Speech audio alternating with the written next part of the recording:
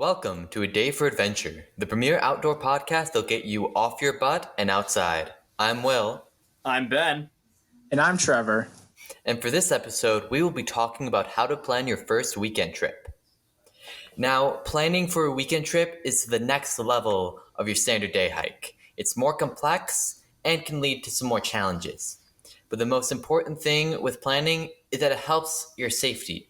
Understanding what you're doing, where you're doing it, and who you're doing it with allows you to be prepared and to know the precautions you need to take in case of an emergency.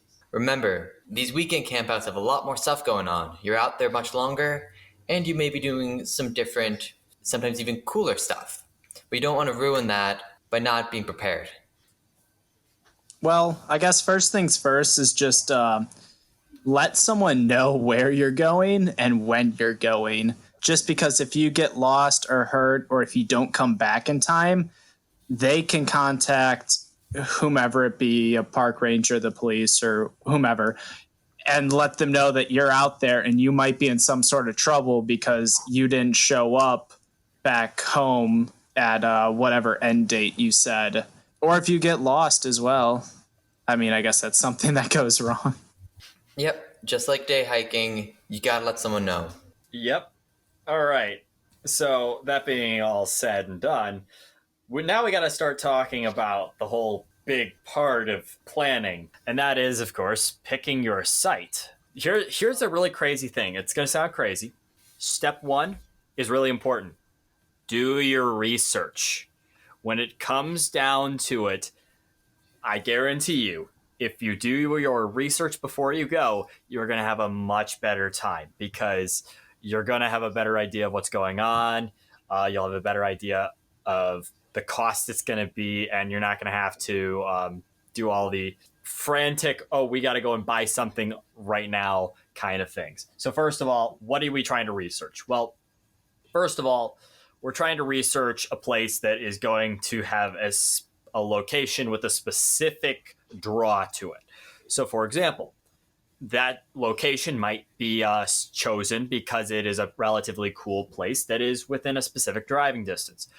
Generally, for your first time, you're going to want to go something closer is better. If you have to stay even within the same county that you're in right now, you might have to. And it's actually not a bad idea.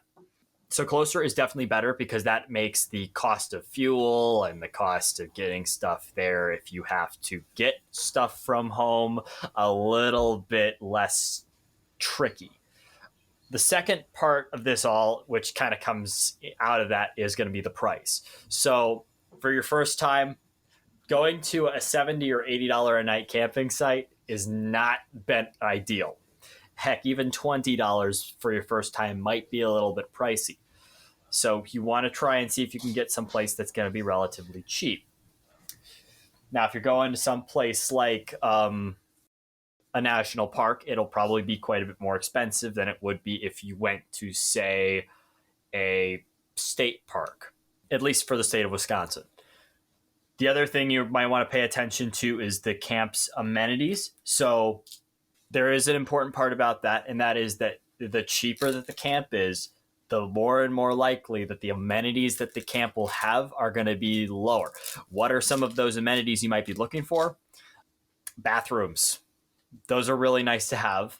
The quality of said bathrooms, it's an important thing to know. Other things like, just the access to an interesting place, the quality of the ground, all sorts of like a shop or like maybe a place to get firewood, fireplaces, fireplaces, all sorts of those kind of more things that make life more fun, or camping more fun, easier for your first time.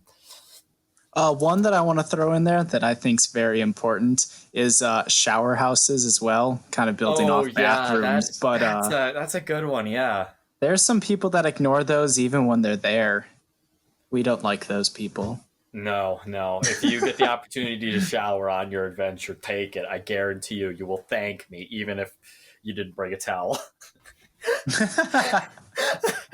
Which I have accidentally done a few times. I do have a few tips for when you choose a location. The first one is if you're looking at a larger park that offers camping, look around that area, especially if it's a hub, as there's sometimes local campsites that may be competing with them, so they'll be at a lower price. I remember for a trip to Devil's Lake, it was too late into the season for most of the sites to be open, but we found a smaller site that was only maybe 10 minutes away from the actual ground, and it was just $10 a person for the night. Additionally, the national forests tend to have either dirt cheap or even free primitive camping, which means that you can stick your tent down and camp for free, but you won't have access to those shower houses or bathrooms. Yeah, and thinking about the free campsites, a big thing that my club in college uses when we head out west for spring break every year. Well, except I guess this spring break. But anyway, and we try to keep the cost to just gas fees and personal food fees. And we use freecampsites.net, I believe. So you can look into a certain area, you can enter the location, and it'll come up with free campsites, even pay for campsites and permit campsites. So you can find a lot of things. And then they're also rated on the side by people who have used them, and they can give photos and reviews and stuff like that. So that's what we use.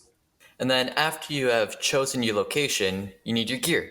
Now, just like the day hikes, you'll need your 10 essentials, but you'll also need a few more specialized pieces of gear for the actual weekend campout. The big one is cooking gear. Unless you want to be eating cold cuts and trail mix, you may want to be getting a cooking stove. Now, there are a few types. You have everything from a backpacking stove, which is really light, but also a bit more expensive, to your more laptop stoves, or even setting up camping stoves that are bulkier, but can cook a little bit hotter. Additionally, you have your tent, or whatever you can be sleeping with. You will also want your sleeping gear, such as your sleeping bag and your sleeping pad. Essentially, since you're going on a longer term, you'll need more gear, and you'll need to be able to move that gear either in your car or on your back as you make it through the weekend camping trip. One thing I'd like to make a comment about, to add to what Will is saying here, you want to make sure that the tent, sleeping gear, and all those kind of things are prepped for the weather. So in other words, make sure you've got a sleeping bag that is rated for the temperatures you're likely to experience in your time of year or in your climate. That's something to definitely keep in mind. So that's an important part of research and planning. So keep those kind of things in mind. I'd like to say that we will be discussing tents, sleeping bags, and sleeping pads in a future episode, which we will get more in depth into those ratings and the types of tents and sleeping bags and what may work best for you. And a big thing to think of when you're selecting gear is, this also comes in your research phase, is are you going to be able to drive straight up to your campsite, or are you going to have to hike into your campsite? Because if you can drive straight up to your campsite, I would say just kind of go with your bigger cooking stove. I like those. They're heavy as but they are super nice to use. You can change all the different temperatures, and you can cook a lot of food on them. You also can just carry more gear, because whatever you can fit in your car, you can bring to your campsite. As where if you have to hike up to your spot, then you might as well just go with your little travel backpacking stove and whatever fits in your backpack. It also depends on the size of backpack you have. And then lastly, dealing with people who are going on the trip with you, because you shouldn't really be doing weekend trips alone. Arrange a date far in advance for two main reasons. One, so everyone knows when it is and they can either ask off work or make sure their schedule's free. And also, some of these places you'll have to have reservations in advance, like pretty far in advance for the bigger places. That was one of the challenges. I looked to pick up a campground about 2 weeks in advance, and the area that I was in either was closed for the season because this was late October, or it was already filled up. which was how I had to find this small local campground. You just gotta be prepared. The bigger the campground, the more likely it's going to be full. All right. So, that all being said, let's kind of bring this into those common mistakes that everybody tends to make. The three big ones, of course, are over planning, under planning, and the level of intensity of your trip. So, in a previous episode, I kind of talked about the over and under planning thing. So, if you need some ideas of what over and under planning tend to look like and what are those two things, you can look back to a previous episode. I think that was like episode 3 or 4. To kind of give you a quick overview, though, again, just to kind of refresh your memory, over planning is essentially the idea that you have planned your trip out so thoroughly from every single point of view that there's no flexibility in your plan, or there's very little flexibility. This could be things like bringing way too much stuff and not being able to, carry all of it with you. Other things that are kind of over planning related are like you maybe decided you wanted to leave right at 5 o'clock and go to dinner at 6 and then go get to your campsite at 7, then set your tents up at 7:15 and have a fire ready and all of that to go at 8. The problem with that is that if you don't meet any one of those timelines, you're going to be racing and try and meet that timeline so that you can always be doing something that works within the plan. My recommendation is always this: every plan should have a good amount of flexibility. That being said, you don't want to underplan. Now, underplanning, as I think I mentioned in the last video where we talked about planning and mistakes, tends to be where you are lacking in your material, you're lacking in your skill, you're lacking in your understandings of the world around you. So, for example, under planning would be like, oh yeah, we kind of want to do this. We want to do this event in December.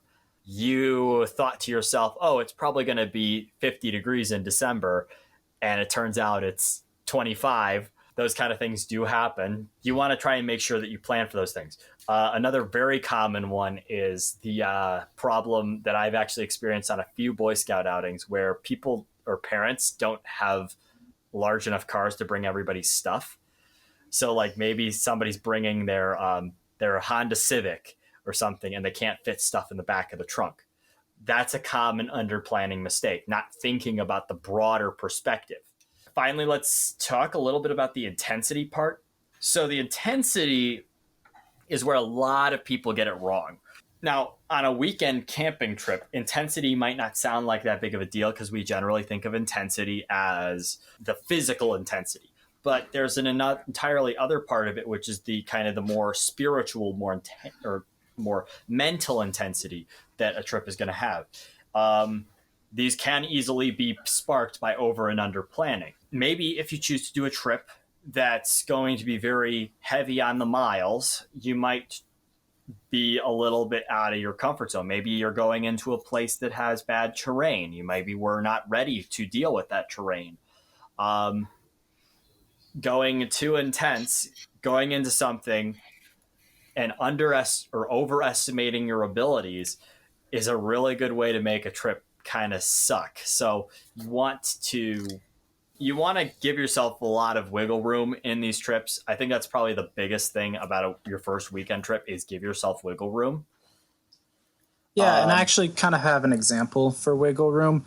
A very common thing for the Friday night, so the first night or setup night, for trips that my troop did was we would have our leaving time. We'd all meet up in a parking lot and we'd leave at 5, I think. And then we would have our arrival time because you can guesstimate that pretty well based on like Google Maps or something. But that night was super open to like get your tents up before it's dark is usually the big thing. We usually ate dinner before going on the trip, so that was good for us. But it was like as soon as your tents are done and you have the dining fly up, we can have Cracker Barrel. Now that can be whether it's light or dark. If we decide to have it when it's dark, we need to do our fire first. But we don't always have set specific times for things because it needs to be fluid. Yeah, I have experienced that that aspect of it all, when I was in Boy Scouts and William and I were in the same troop, what we tended to always do for example, Devil's Lake in October is we'd always try and set up our time to leave. Like we'd say, all right, everybody's going to get here at 5. We're going to leave at 5:30, and we're going to get there by. We're going to eat dinner at 7. We're going to do this at 8. We'll be there by 9 o'clock or like 8:30 or something like that. Some ridiculous time we never would ever be able to meet, and we would never leave the. And we would always be way behind schedule because nobody was kind of prepared. Nobody was really planning it super well. Everybody was just, there were so many other variables going on. Traffic sometimes was bad, and we never get there in time. So we'd always be setting up way after dark. So let's just say we got very good at setting up tents when it was pitch black. What I would like to add with those situations is that a big thing with leaving time is being able to schedule around a lot of work. As when we were younger and we had adults with us, we had parents with us, they had to get off work somehow. And sometimes a lot of that planning, especially if the times were fully done by youth, would be too aggressive for people to properly get off work and to actually head out in a decent manner. So sometimes you may end up heading out later. Yeah, that I definitely agree with that.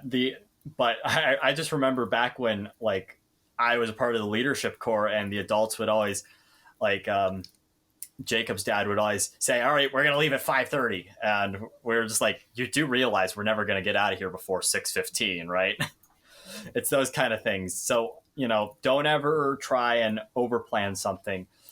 Leave a lot of flexibility. That's kind of the big part about your weekend trips, is just leave a lot of flexibility so that you aren't like putting yourself in a situation where you got to like completely rethink your entire weekend plan because one thing went wrong, or you have to go find yourself at Walmart buying yourself a new tent. That's happened to my older brother before. He told me that story. It's a good one. Well, while we've talked a bit about this planning, we have missed one important thing: the food. However, when we are cooking, we think food is one of the most important parts of a camping trip, so we want to give it its very own episode. So next time, we'll be talking about meal plans for weekend trips. For now, get started on that research, get outside, and have a fantastic adventure.